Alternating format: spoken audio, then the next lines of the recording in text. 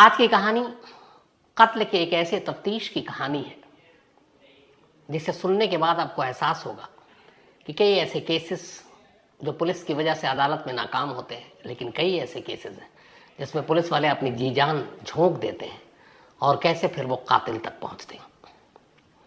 कहानी 1954 की है, बहुत ही मशहूर कहानी है ये अपने ज़माने की, यानी अब से करीब 68 साल पुरानी कहानी है।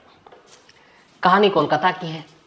कोलकाता में टॉलीगंज एक इलाका है और इसी टॉलीगंज थाने के इलाके में 30 जनवरी की सुबह सुबह का ये वाकया है।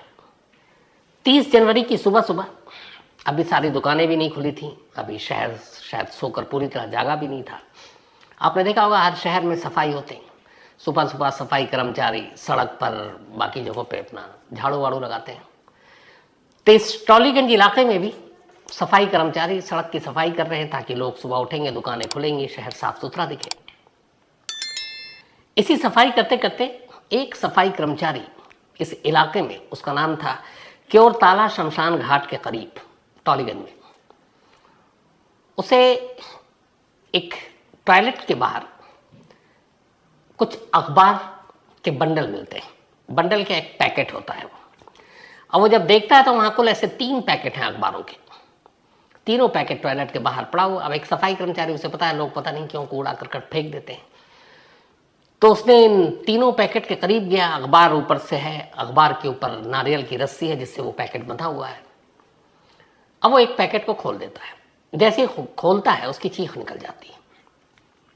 चीख निकलती है, आसपास के सफाई कर्मचारी बाकी लोग भी आ जाते हैं। उसके बाद देखते हैं उस खुले हुए पैकेट को, उनकी भी चीख निकलती है। फिर कोई पुलिस को फ़ोन करता है, वहाँ पे धीरे धीरे भीड़ जमा हो जाती है, पुलिस पहुँचती है। अब पुलिस उन अखबारों को खोलती है। हर अखबार नारियल की रस्सी से बंधा हुआ है और जब वो खोलते हैं तो उसके अंदर से इंसानी अंगों के अलग अलग टुकड़े मिलते हैं, लाशों के। जो ये 3 अखबार थे, जो 3 पैकेट थे, उसमें जब पहला पैकेट खोला गया तो उसके अंदर 2 बाजुएं थी इंसान की कटी हुई, मतलब जो कोहनी को जोड़ती है यहाँ तक। इसके अलावा हथेली थी, उंगलियां थी, कलाई थी, कोहनी थी। ये सारे अलग अलग छोटे छोटे टुकड़े थे इन 3 अलग अलग अखबारों के पैकेट में। इसके बाद जब पुलिस ने ध्यान दिया तो देखा कि जो अखबार है वो कोलकाता से निकलने वाला एक newspaper, local daily Jugantar newspaper के अलग अलग पन्नों को लपेट कर ये पैकेट तैयार किए गए थे। और ये जुगांतर न्यूज़पेपर था उसी साल, यानी कि 1954 के 21 नवंबर का एडिशन था। वो 21 नवंबर का वो अखबार था। पुलिस सारे लाशों के टुकड़े को समेटती है और सरकारी अस्पताल के मुर्दा घर में ले जाकर रख देती है। अब ये टुकड़े मिले, ये आधे अधूरे थे। अब पुलिस को उम्मीद थी कि बाकी लाशों के टुकड़े मिलेंगे और ज़्यादा इंतज़ार नहीं करना पड़ता। ये सुबह की बात थी, 30 जनवरी की। दोपहर लंच का वक्त आ जाता है। लंच होने के बाद बहुत सारे लोग इधर उधर टहल रहे थे। कुछ लोग काली घाट पार्क में भी टहल रहे थे और ये पहली जगह से ज़्यादा दूरी पर नहीं था। टहलते टहलते एक शख्स की नज़र वहाँ एक पेड़ के नीचे कुछ अखबार के पैकेट्स पर पड़ते हैं और अखबारों में कुछ चीज़ें लिपटी हुई थी और उसके ऊपर नारियल की रस्सी से उसको बांधा गया था। अब उस शख्स ने भी सोचा कि पता नहीं इसके अंदर क्या है। उसने एक पैकेट खोल दिया। जैसे ही उसने खोला उसकी भी चीखें निकल गई। इस बार इस पेड़ के नीचे कुल 4 पैकेट थे। पहली जो सुबह मिली उसमें 3 पैकेट थे, इस बार 4 अलग अलग पैकेट थे और चारों पैकेट सेम उसी तरह अखबार में, और चारों को नारियल की रस्सी से बांधा गया था। अब फिर हंगामा हुआ, पुलिस की टीम भागी भागी आई। जब पुलिस की टीम आई फिर उसने खोलना शुरू किया पैकेट को बारी बारी से। तब तक पुलिस को ये पता था कि सुबह कुछ अखबारों में कुछ इंसानी लाशों के टुकड़े मिले। अब पुलिस ने इस बार जो पैकेट खोले तो उनमें से अलग अलग पैकेट में जो 4 पैकेट थे, एक में घुटने से तलवे तक इंसानी लाश का एक टुकड़ा मिला, 2 पैर मिले। इसके अलावा आंखों पर पट्टी बंधा हुआ सर मिला, मतलब गले से लेकर, लेकिन उसकी आंखों पे पट्टी बंधा हुआ था। कान, फटे हुए होंठ, ये सारी चीजें। चेहरा जो है वो एकदम पहचान में नहीं आता, ऐसा लगा था जैसे उसकी स्किन हटा लिया गया हो। इसके अलावा एक पैकेट में एक भ्रूण मिला, मतलब एक ऐसे बच्चे जो अभी शायद जस्ट पैदा हुआ हो या पैदा होने वाला। अब ये बड़ी अजीब विभत्स चीज़ें थी, अजीब खौफनाक मंजर था। तो पुलिस ने अब देखा कि 4 पैकेट मिले हैं कि आसपास में कुछ सुराग मिल जाए। पुलिस ने उसी पार की आसपास की तलाशी ली तो कुछ दूरी पर पुलिस को कामयाबी मिली, एक और अखबार का पैकेट मिला।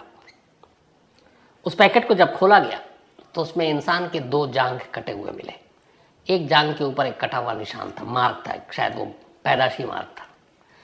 जो 4 पैकेट मिले थे पेड़ के नीचे से, इस बार वो चारों पैकेट भी उसी न्यूज़पेपर जुगांतर के थे जिसमें पहले 3 पैकेट मिले थे।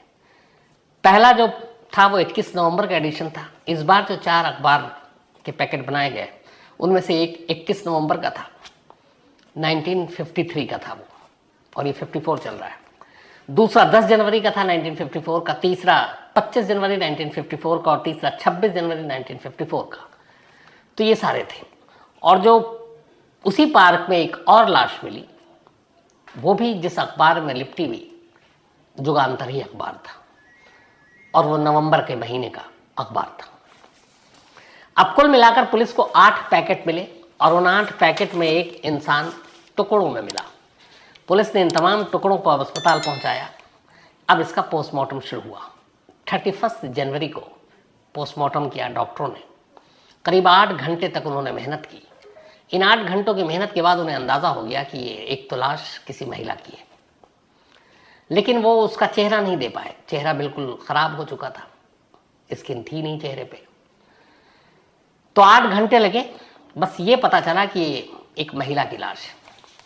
अब एक लाश है लेकिन चेहरा नहीं है, चेहरा पहचाने जाने लायक नहीं है। अब जब तक लाश किसकी है ये ना पता चले तो कातिल तक कैसे पहुंचे।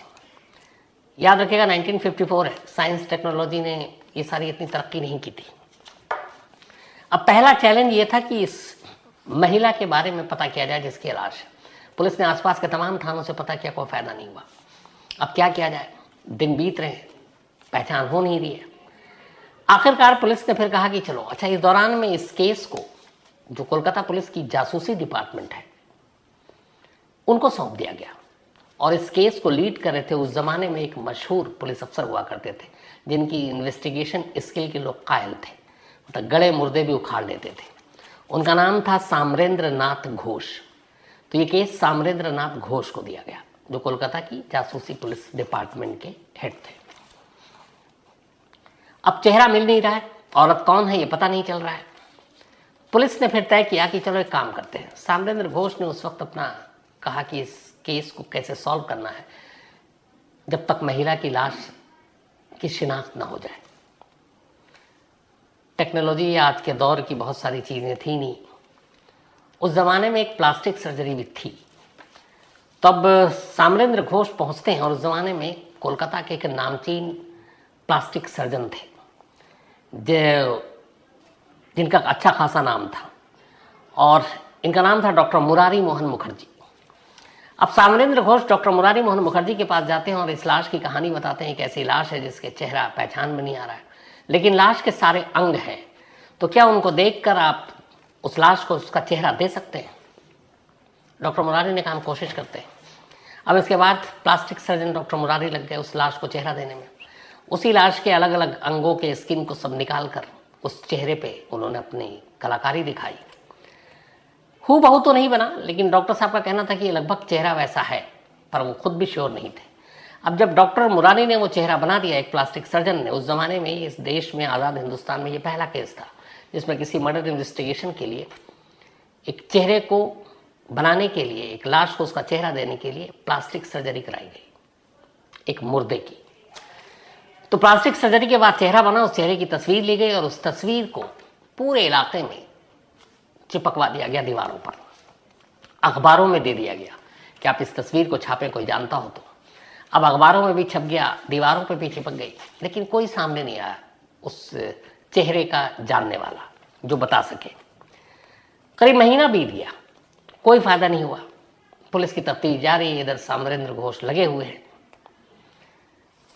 अब 30 जनवरी का ये वाकया था, अब फरवरी ख़त्म होने वाला है। महीने से ऊपर हो गया, चेहरा भी काम नहीं आया, प्लास्टिक सर्जरी कराई, वो भी कोई फ़ायदा नहीं दे रहा है। और जिस तरीके से कत्ल किया गया और लाशों के टुकड़े किए गए, वो कोलकाता के इतिहास में पहली बार था ऐसा कि इतना ब्रूटल तरीके से मारा गया हो कि छोटे छोटे लाश के टुकड़े किए गए हों। अब पुलिस परेशान, कातिल तो दूर की बात है, मकतूल की पता नहीं चल रहा है कि वो जो मरी है वो कौन है। केस में दिन रात उलझे हुए हैं जो जासूस हैं या जासूसी डिपार्टमेंट के चीफ, जो केस के आईओ साम्रेंद्र। 25 फरवरी 1954 की तारीख आ जाती है। अब तक लगभग महीना होने वाला है, केस में कोई क्लू नहीं मिला है। रात का वक्त है, करीब 9 बज रहे हैं। साम्रेंद्र की उस दिन तबीयत थोड़ी ठीक नहीं थी, उन्हें सर्दी जुकाम हो रहा है। वो अपनी सरकारी गाड़ी से निकलते हैं घर के लिए।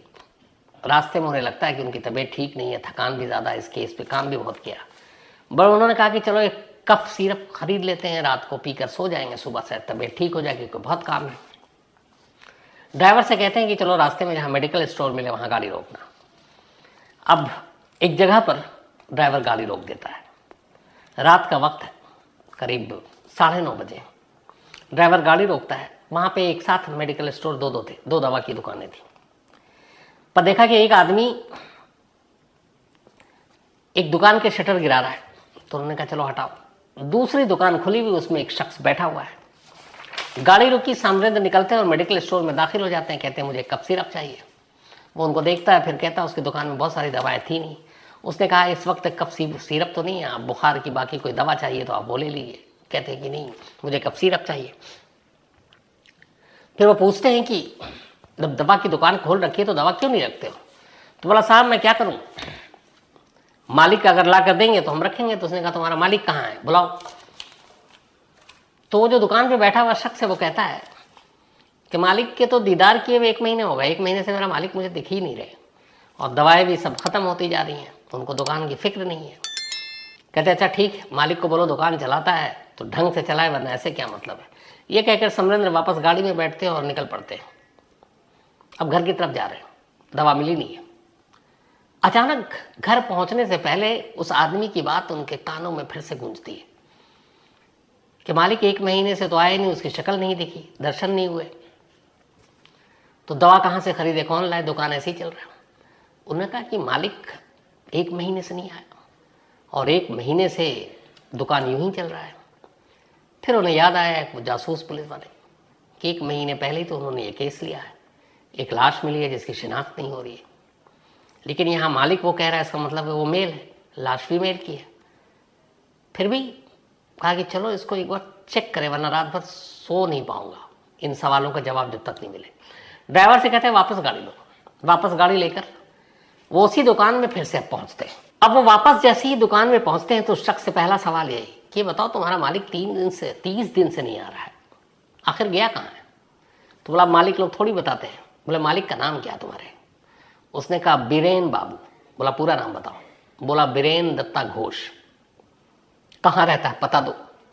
अब वो आनाकानी कर, लेकिन उसने तब तक देख ली पुलिस की गाड़ी है, वो फौरन दे देता है कि साहब ये पता है, कोलकाता में एक जगह टर्फ रोड है, वहाँ का एड्रेस दिया। अब ये कहकर वो वापस घर जाने की बजाय इस टर्फ रोड पे पहुँचते जो उसने पता दिया, वहाँ जाकर जिस नंबर का घर था, जो एड्रेस था, देखा उस घर पे ताला पड़ा हुआ है। अब क्या है, क्यों ताला है? कुछ पड़ोसी घूम रहे थे, उन्होंने पूछा भाई ये घर किसका है? तो उन्होंने कहा जी ये बीरेन दत्ता का है। तो बोले वो कहाँ है? तो बोला मालूम नहीं साहब, हमने काफ़ी दिन से नहीं देखा। तब तक एक महिला आ गई, उससे जब पूछा कि बीरेन दत्ता यहाँ पे, तो बोला हाँ साहब बीरेन दत्ता है, लेकिन हम 30 जनवरी के बाद हमने उनको नहीं देखा। अब उसने सीधे डेट बताई। तो यहाँ पे साम्रेंद्र के कान खड़े हुए। उन्होंने कहा 30 जनवरी आपको क्यों याद है? उन्होंने कहा असल में उनकी एक पत्नी है और पत्नी प्रेग्नेंट है, गर्भवती है, और वो ये बताकर कि हम इस सरकारी अस्पताल में ले जा रहे हैं, इसकी 9 महीने की गर्भवती थी और इसको पेन हो रहा और डिलीवरी कभी भी हो सकती है, तो हम वहाँ जा रहे हैं। उन्होंने अपने बेटे को मेरे पास भी छोड़ा था, फिर वो ले गए। तो 30 जनवरी को मैंने देखा था पति पत्नी दोनों को। उन्होंने कहा उसकी पत्नी का नाम बेला है, और उसके बाद नहीं देखा। अब ये था कि वो कहाँ होंगे, तो अब ये ढूंढ हुआ तो फिर पता चला उसने एक और पता दिया। उसने कहा और पता है जहां पर बीरेन के कोई जानकार रहते हैं।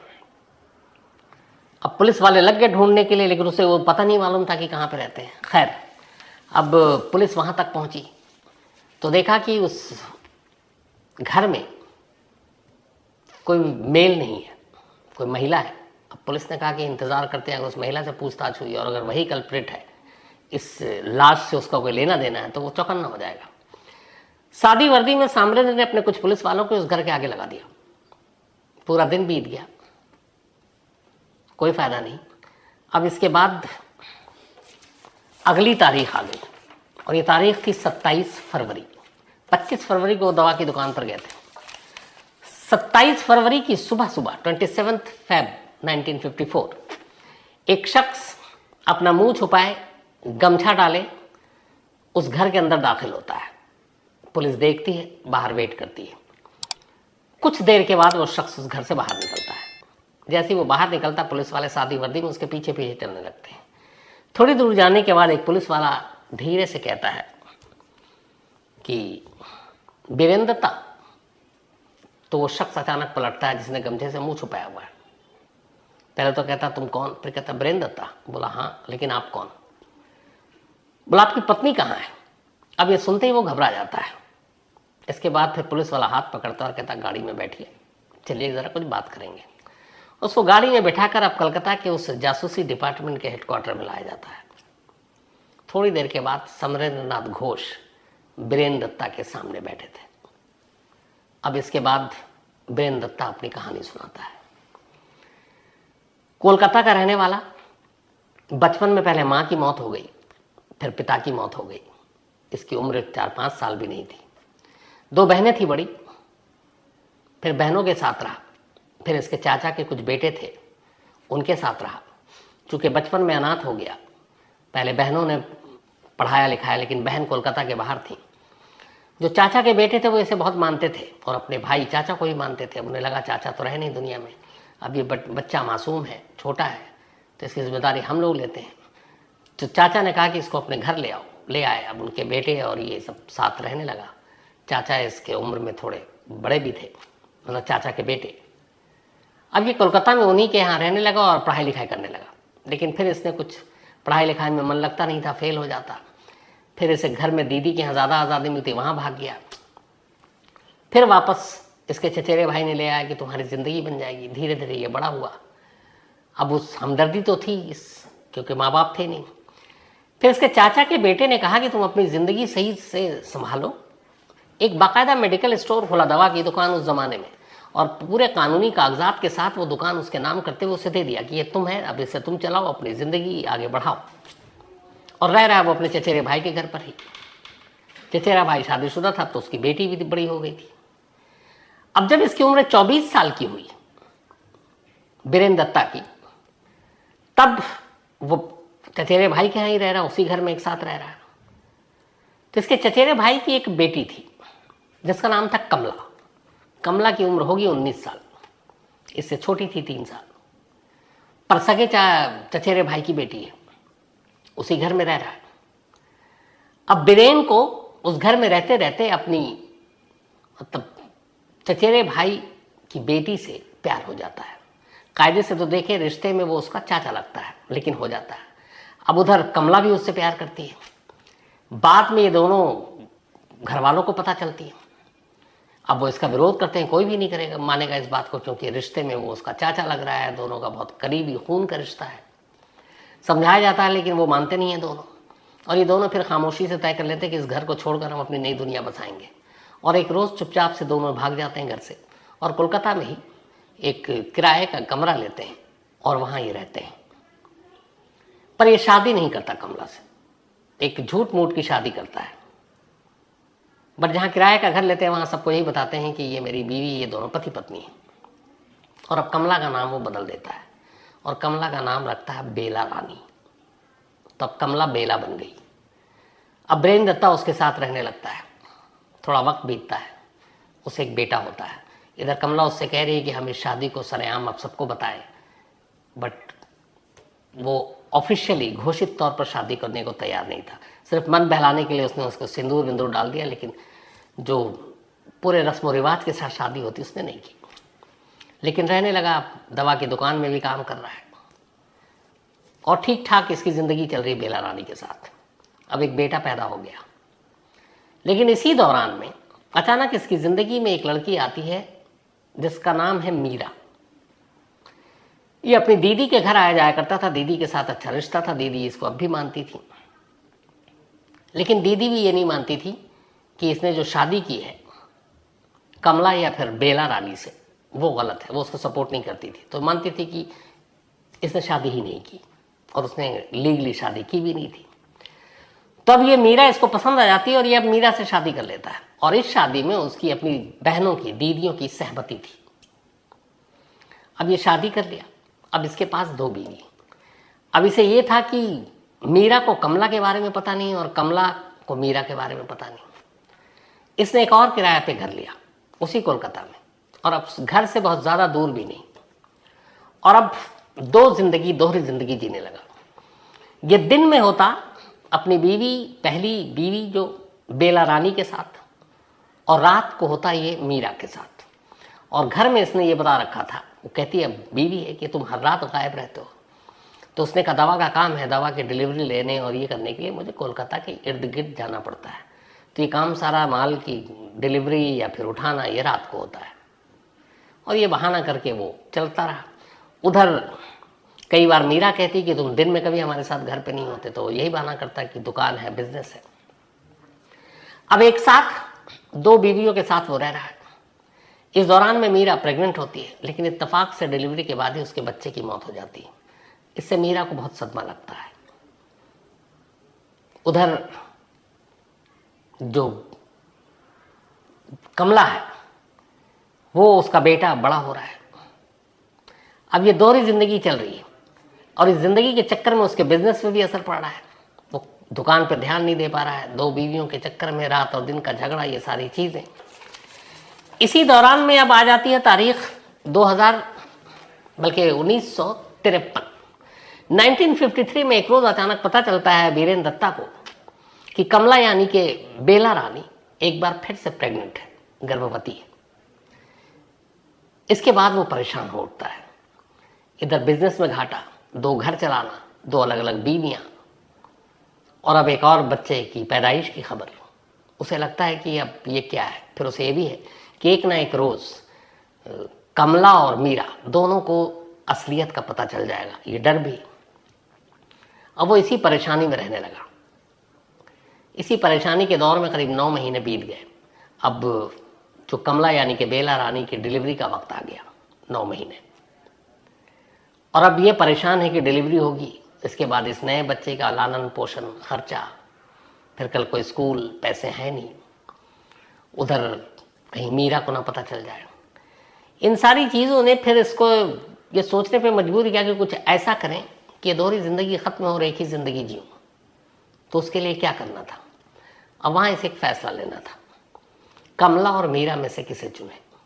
पहला प्यार जो कमला यानी कि बेला रानी जिससे उसने बगावत करके शादी की, या दूसरी मीरा जिसकी कानूनी तौर पर उसकी बहनों ने शादी को मान्यता दी।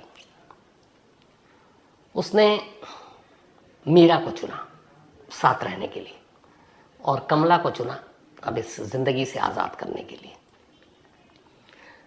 27 जनवरी 1954 रात का वक्त था। ये दुकान से आया, देखा बेटा सो रहा है। उसने अपनी बीवी से जानबूझ के झगड़ा शुरू किया। अच्छा, उस पहले से एक ज़मीन तैयार कर रहा था।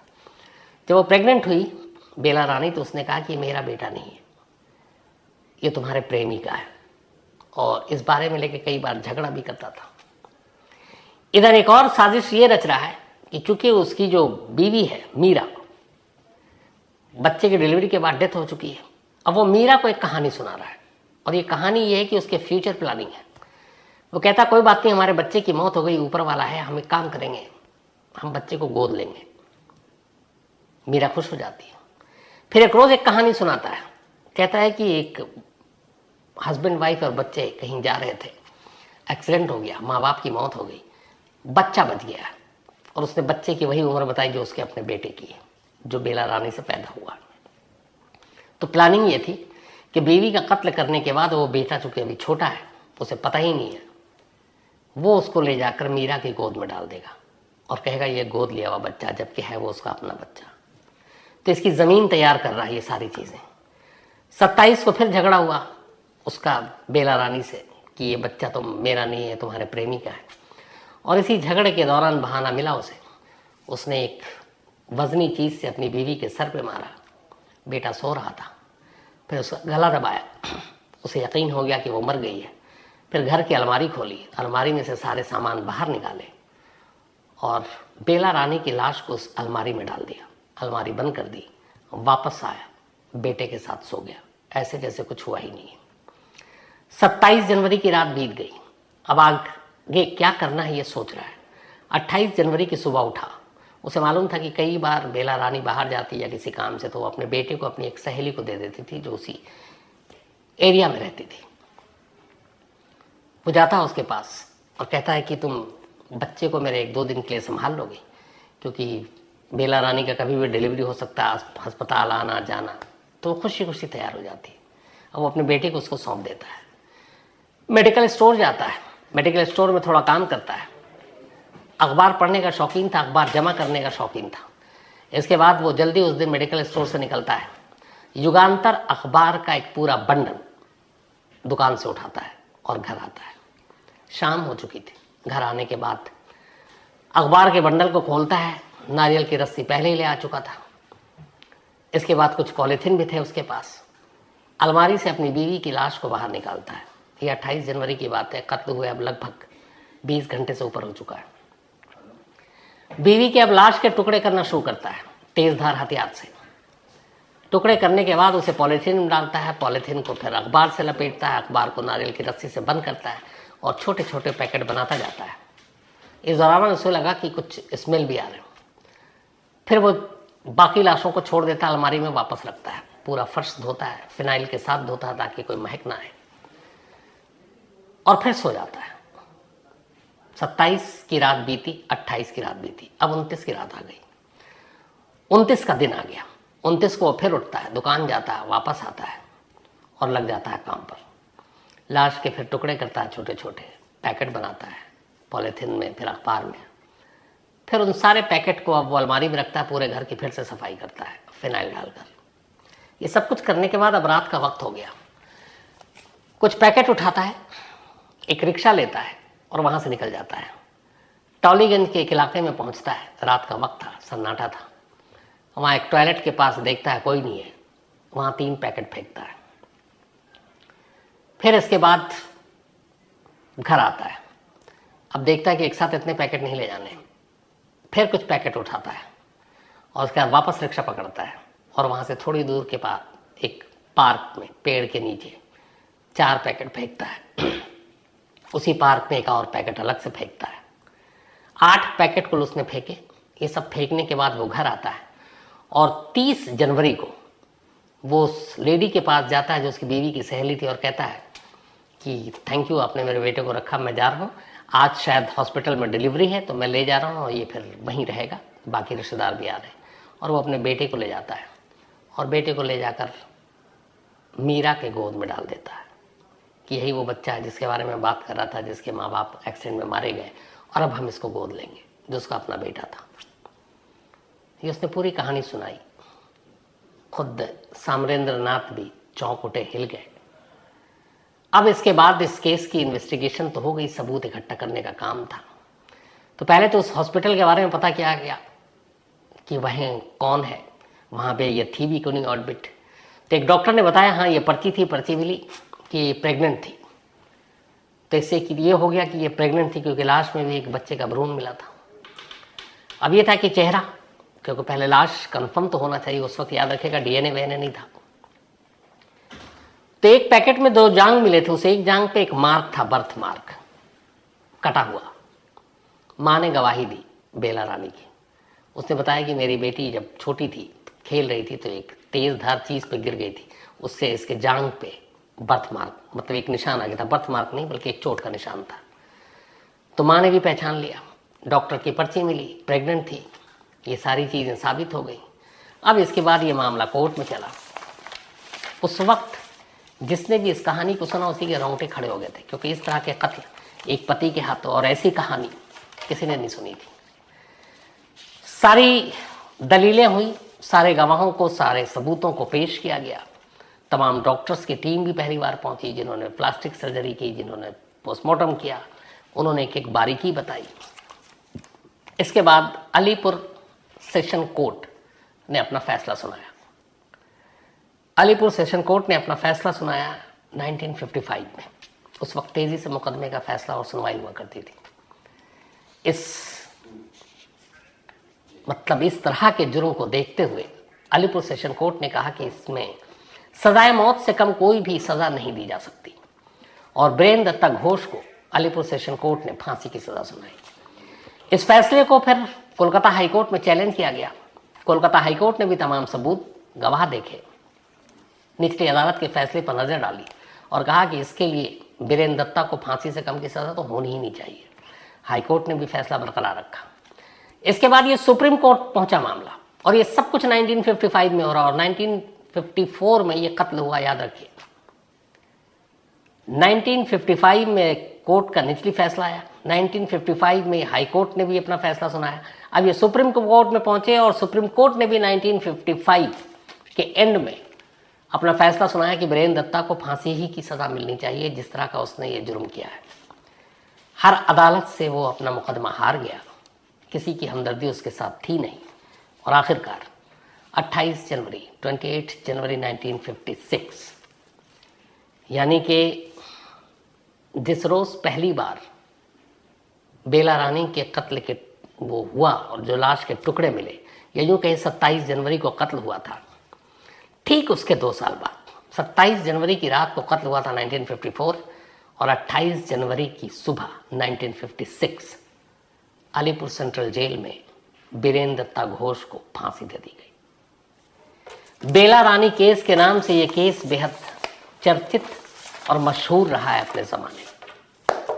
तो ये थी आज की कहानी। कैसी लगी अपनी राय ज़रूर दीजिएगा। अब आपसे मुलाकात होगी कल रात 9 बजे किसी नई कहानी के साथ। तब तक अपना ख्याल रखिएगा। Thank you very much.